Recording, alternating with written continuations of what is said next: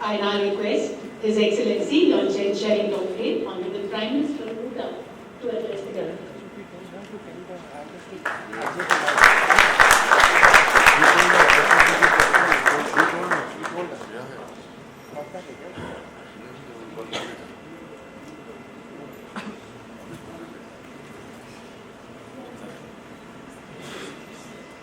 Namaskar.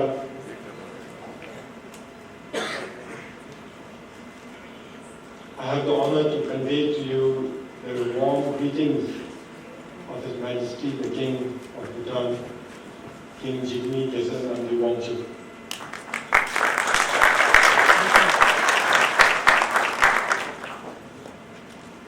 I want to dive straight into the issue at hand and ask a question.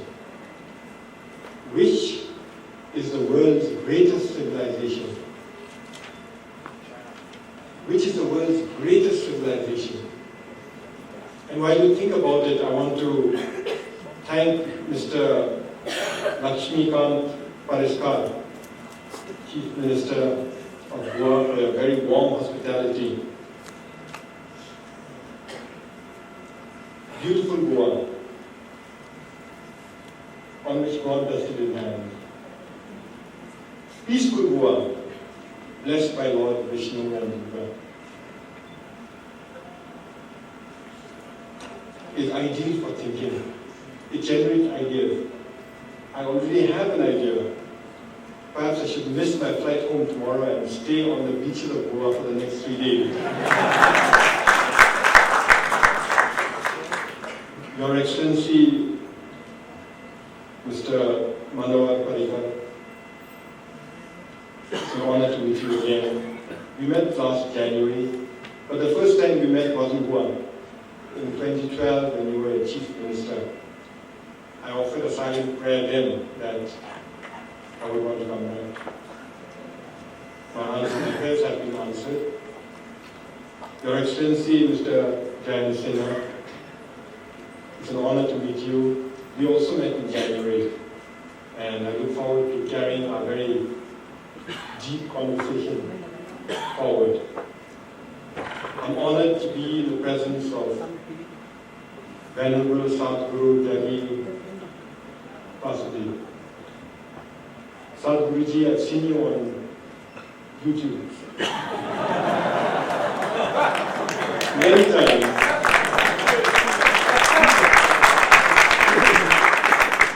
And I have taken teachings, thanks to YouTube, from you. But this is a rare honor to be by your side, Sadhguruji. As indeed it is to be amongst many other learned masters. Excellencies, distinguished delegates, ladies and gentlemen. So which is the world's greatest civilization? Why?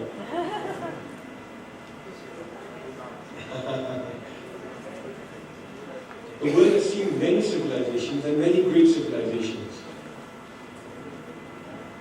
Think of the Egyptians, the Incas, the Greeks, the Chinese, and of course the Indians. And indeed, we should ask ourselves, which among them, among all the world's civilizations, is the greatest civilization? The Egyptians, they were writing on papyrus 3,200 years ago. They were sending letters to one another 3,200 years ago, and they developed a postal system to do that. But what stands out is the pyramids, a beauty to behold. And still, 3,200 years later, we don't have a clue how they were built. Think of the Incas. They had a sophisticated farming system. They grew more than 70 different crops. Some of them have populated the world. Without the Incas and without the potato that they domesticated, we wouldn't have amjad, aloo paratha, damalu, and without the chilies chili peppers they domesticated and exported to the world, the Indian curry wouldn't be as we expect it to be today. What stands out is quinoa, an ancient grain that is rich in minerals and vitamins and protein, which the United Nations and the Food and Agricultural Organization look to as a source to avoid hunger, and which is seen as space food as we venture into the frontier of space. The Greeks, they gave us Socrates, Aristotle, Plato, but what stands out is democracy. Today, about 125 countries are democratic in some form or the other. And the Chinese, they gave us gunpowder that we put to good use over Diwali. They also gave us the compass and the paper. And what stands out is how they use the paper. They printed. They started printing to record information and to disseminate information. And we have the Vedic civilization, the Indian civilization. You gave the world yoga and meditation so that the body and mind is in balance. And if the balance were not to be maintained, then you gave us Ayurveda. But what stands out is mathematics. Countless students have had to suffer trigonometry and calculus and algebra. And you give us the very source of digital India, which is the number 0 and 1. So which among these civilizations is the world's greatest? My answer, my humble opinion, is that it is the Indian civilization.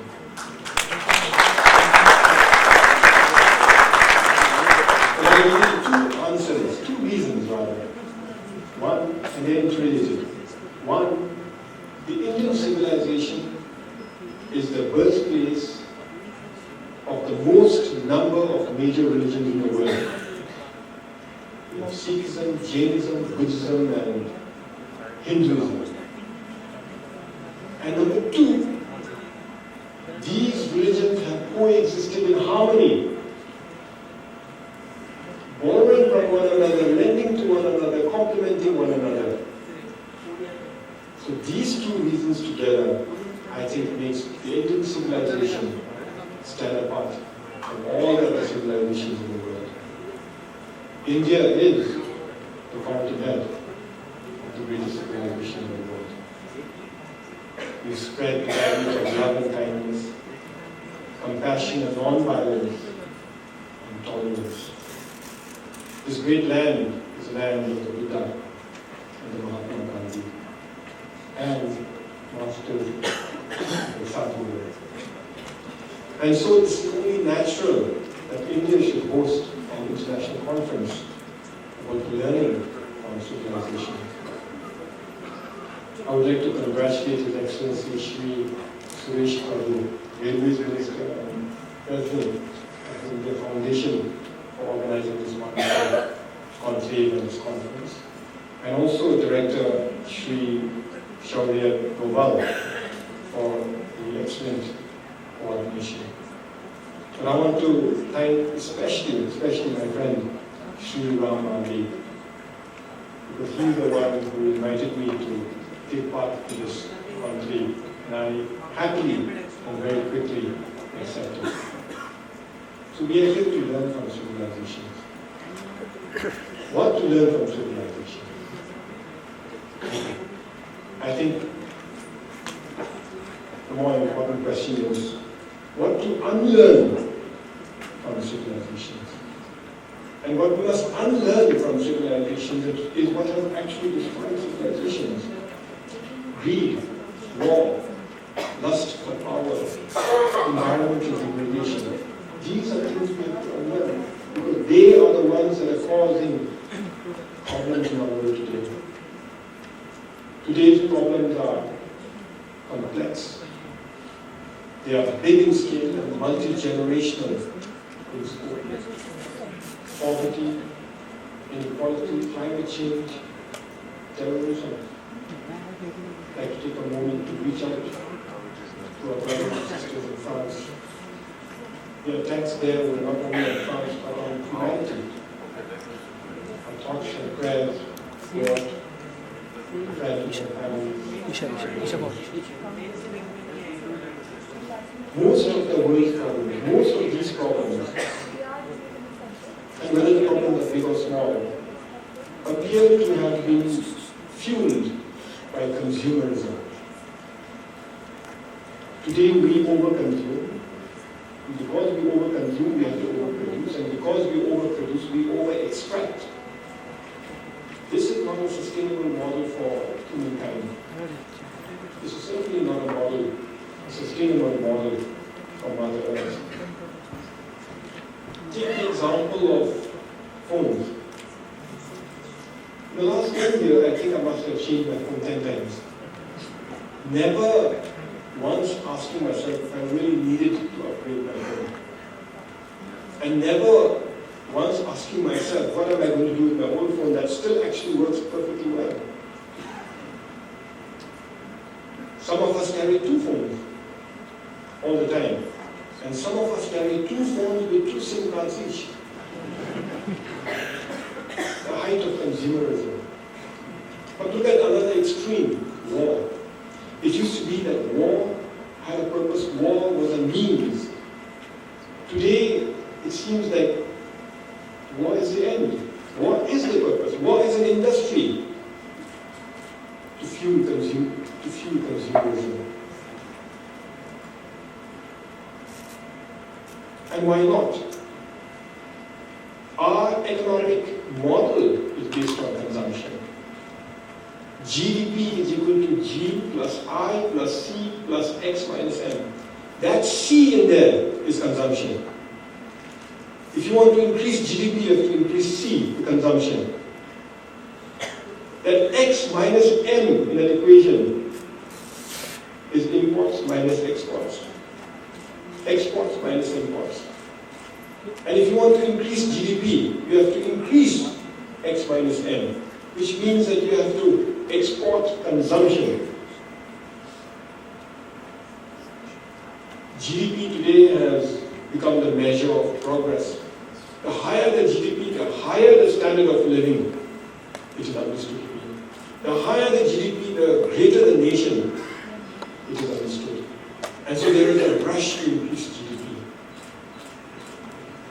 A GDP, an economy that is based on consumption. And consumption at this scale can no longer be sustainable. Not sustainable for humankind, and not sustainable for Mother Earth. We need a way out. We need an alternate model. We need to go back to the basics. We need to learn from our civilizations. We need to remember the purpose of civilizations. And that is to create good societies, just societies, societies that will enable the people to pursue well-being and happiness. Allow me to share my experiences in Bhutan. In Bhutan, our development path, the one that we have chosen, is influenced by our culture and by our spirituality, which is Buddhism. Our development path is unique, it is holistic. It strives to carefully balance material growth. This is necessary. But the material growth which is necessary is balanced with social inclusiveness. The material growth which is necessary is balanced with spirituality, which is important. Material growth is balanced with environmental sustainability. And all of this is balanced within the framework of good governance. We call this development philosophy cross-national happiness. Gross national happiness is an approach to development which is holistic, inclusive, equitable, and sustainable. These are important values, and His Majesty the King keeps reminding us that gross national happiness ultimately is development with values. As early as the 1970s, His Majesty the Fourth King pronounced that for Bhutan, gross national happiness is more important than gross domestic product. GNH is more important than GDP. But you must understand that the entire GDP of Bhutan today is about 1.7 billion US dollars. This is about 11,000 crore rupees. So maybe we were compelled to look for an alternate path. But it is G&H, gross national happiness, that has required us to use our limited resources wisely. It is because of G&H that we have social inclusiveness. Education is totally free, primary level, secondary level, and for those who work hard at the tertiary level. But education does not mean just modern education, it also means monastic education and traditional education. Similarly, healthcare is free, not just consultation, but even medication. And not just modern medication, but traditional Buddhist medication as well. It is G&H, because of G&H, that our environment is largely pristine. Our constitution requires that 60% of our country is kept under forest cover. Today it is 72%. 72% of our country is under forest cover. More than half our country is protected, and protected by law, as they are national parks, nature reserve, wildlife sanctuaries, and biological corridors. Biological corridors link one park to the next. As a result, we are a hotspot for biodiversity. An example I can give you is that this year we counted 103 tigers, which is an increase of about 33% over the last time we counted. But what's more interesting is these tigers, our tigers, roam from the foothills of the Himalayas all the way above 4,000 meters above sea level. Tigresses with cubs have been spotted at 4,200 meters above sea level. I want to congratulate India as well, because the tiger count in India has increased.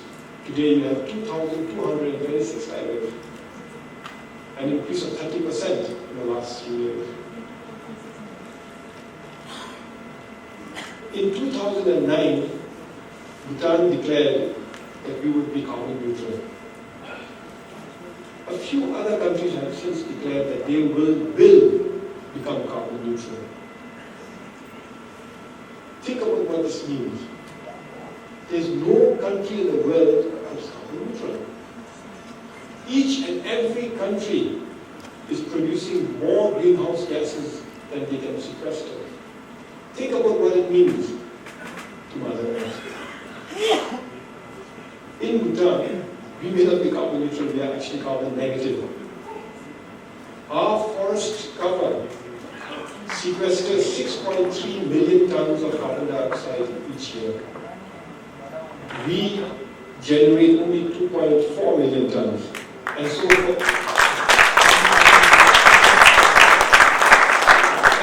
are a net carbon sink of about 3.9 million tons of carbon dioxide every year. Because of G&H, our culture is thriving. We have a unique culture, which is blossoming. Our spirituality is alive. We are the only Vajrayana country in the world. Vajrayana was also born in the Indian civilization. Because of G&H, we have good governance. And here again, we have a unique narrative. Our people did not fight for democracy. Our people did not demand for democracy. There was no civil war. Democracy was introduced in the most unprecedented, in the most unlikely manner. It was imposed by our kings against the will of our people. But today, we have strong democratic institutions, we have the checks and balances, and we have good governance. And because of G&H, our economy may be small at $1.7 billion. Our economy may be small, but it is clean, green, and renewable. Agriculture is almost entirely natural, and we are making efforts to make it all organic. Tourism is highly regulated. We have a high value, low volume tourism policy so that it did not affect our environment and our culture. Excellency Manokar warned us about the dangers of excessive tourism a while ago. And we have energy, renewable energy. Hydropower is the centerpiece of our cooperation, our economic cooperation with India. Today we generate collectively about 1,600 megawatts of electricity. About 80% of that is exported to India. And that 80% which is exported to India offsets about 6 million tons of carbon dioxide in Indonesia. But our two governments, we are working on 3,000 megawatts, which will be ready by 2017, 2018. This 3,000 megawatts of electricity power, when exported to India, is going to offset at least 11 million tons of carbon dioxide in India every year. So by 2018, we will be offsetting India and Bhutan together 17 million tons of carbon dioxide in India every year. But there is more, because our total potential is 30,000 megawatts. If we were to develop 30,000 megawatts and we were to export at least 80% of it to India, and we wouldn't need electricity, in fact we'd be exporting much more. But 80% of the electricity that we actually generate could offset as much as 112 million tons of carbon dioxide in India every year. The state of Gujarat, highly industrialized, in 2013 generated just 150 million tons of carbon dioxide in that year. And so together, by being faithful to the G&H principles and ideals, we are able to cooperate, our two governments are able to cooperate, generate much needed renewable energy, and in the process offset huge amounts of carbon dioxide in India. So G&H drives development in Bhutan. In Bhutan we take G&H very seriously. It pervades through all our policies. And our constitution does not mix its word.